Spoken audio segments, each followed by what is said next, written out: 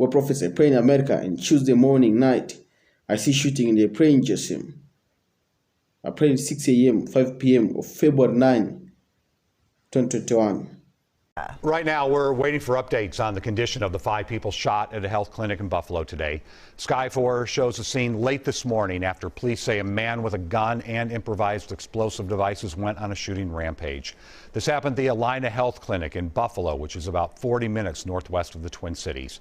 Police arrested 67-year-old Gregory Ulrich, a local man very familiar to police. They say they have had many encounters going all the way back to 2003. Now authorities try to answer the key question, why? And that is one of many questions that we are working to answer today in our team coverage. We have several crews in Buffalo right now. We begin with Reg Chapman, who is where it all happened. Reg? Amelia, there was a massive police response to the shooting inside the Allina Health Clinic here in the city of Buffalo. If you look directly behind me, you can see there's still a very active scene. Officers from Minneapolis, the University of Minnesota, Hennepin County Sheriff joined Buffalo PD and Fire, along with the Wright County Sheriff's Department in securing this area.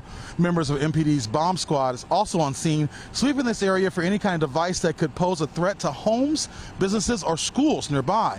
What we do know is shortly before 11 this morning, people who work near the clinic heard what they say sounded like an explosion. Big boom, and I said to my client that was something big. And then finished up my haircut, he left, and then I heard choppers coming in, and that's when we realized something really big did happen.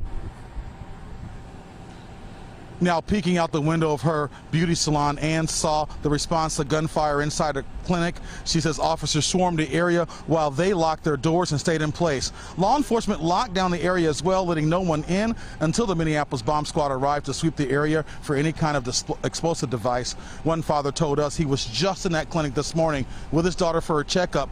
They left less than 30 minutes before the shooting began. I have little ones. I have 3 little ones. And, you know, I used to be in Brooklyn Park, so I left Brooklyn Park to go to a smaller, quiet community. And I've been there for 2 years now. Pretty good so far until today, I guess. Now, the Bureau of Criminal Apprehension is also on scene, along with the FBI and several canine officers from across the metro. We have been told by sources close to this investigation that the gunman was taken into custody, Amelia, less than 10 minutes after the first 911 call. So there was no shootout with the gunman. He actually surrendered to officers, and a tragedy ended peacefully. Yeah, thank goodness. All right, Reg, thank you.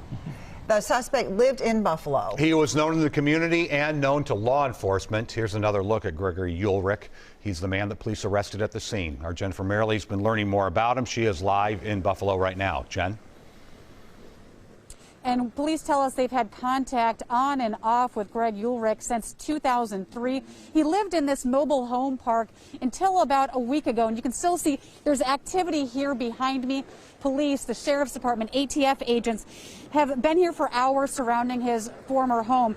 And they evacuated people who live on his street and who live across from him as a precaution while they check things out. Now, here's a look from earlier today at the area. We're told ATF agents knocked on people's doors and told them they needed to get out. No real warning or information given. This is where we're told Ulrich lived for years. Canines went in and checked out his former home. We're told a woman moved in the past few days. She called earlier in the day about an odor, and by the time Centerpoint Energy arrived to check it out, police were already here. Neighbors called Ulrich combative and said he liked to argue about almost anything. His demeanor was very self-righteous. His demeanor was very, he definitely always talked like he was a victim. He definitely talked like he was, yes, like circumstances beyond his control had caused him to be, you know, not quite live up to his potential, so to speak, or he, you know, like he had some, kind of felt like he had some proving to do. We're told in the last week Ulrich moved out of the mobile home park and into a nearby motel. We saw several law enforcement agencies there today, including a bomb squad. We are still waiting to learn what they found there. And that former neighbor told me he often saw police knocking on his door, often when Ulrich wasn't there. He also said for at least a year, Ulrich had a sign in his window that read, Allina crooks, but he said he never asked him what the beef was about. We are still working to learn more about him, and our Christian Cordero has learned more. Christian?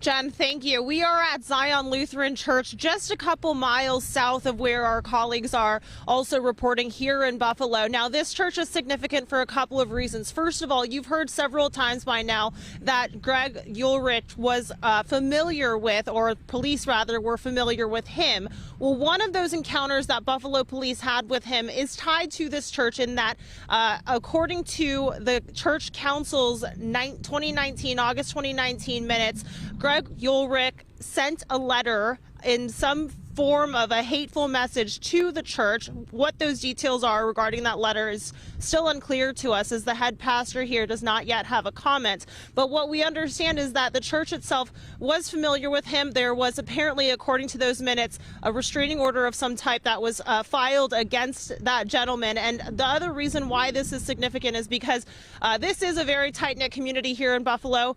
This is one of several churches that is hosting a prayer vigil for the community tonight. Frank? All right, Christian Cordero live in Buffalo. Thank you. And eyewitnesses are sharing their stories about today's events. Kathy Kurth told radio station KRWC what she saw after checking into the clinic.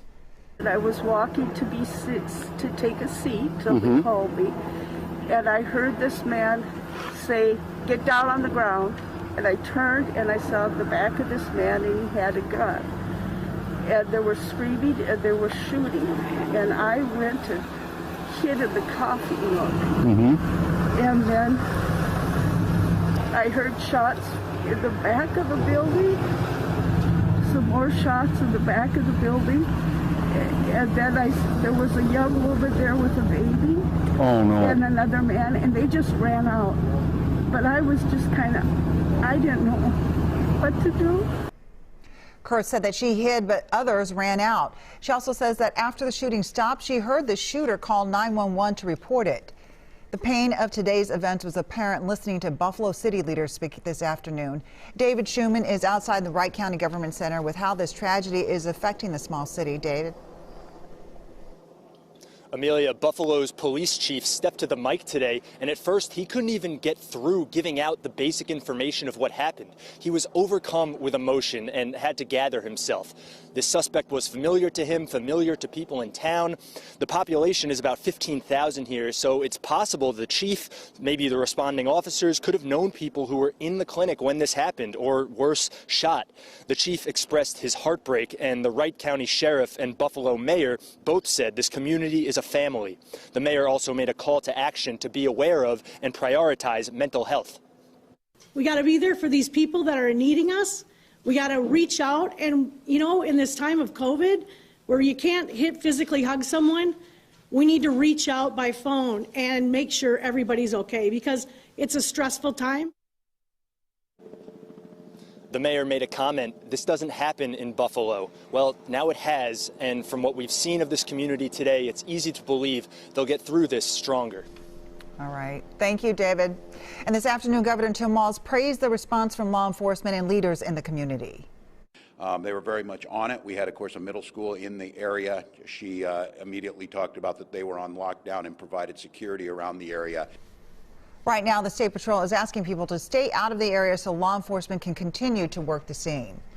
Here's a live look again in Buffalo as we recap what we know right now. 5 people are in the hospital after a shooting at this Allina Health Clinic. It happened shortly before 11 this morning. Here's some police scanner audio of what law enforcement was talking about when they first arrived. At least 15 shots were fired. No further information at this time. Just somebody came and started shooting. Looking at least 5 injured critically. The male said that the gun and a briefcase is in an office by the front desk. He still should be sprawled out on his stomach. We have a rolling shield in the parking lot approaching now. Is there any more mention about that possible explosive? Police took 67-year-old Gregory Ulrich from Buffalo into custody without incident. He does have a history of being unhappy with health care. Police say he's a man they have known well for the last 18 years. Charges have not yet been filed.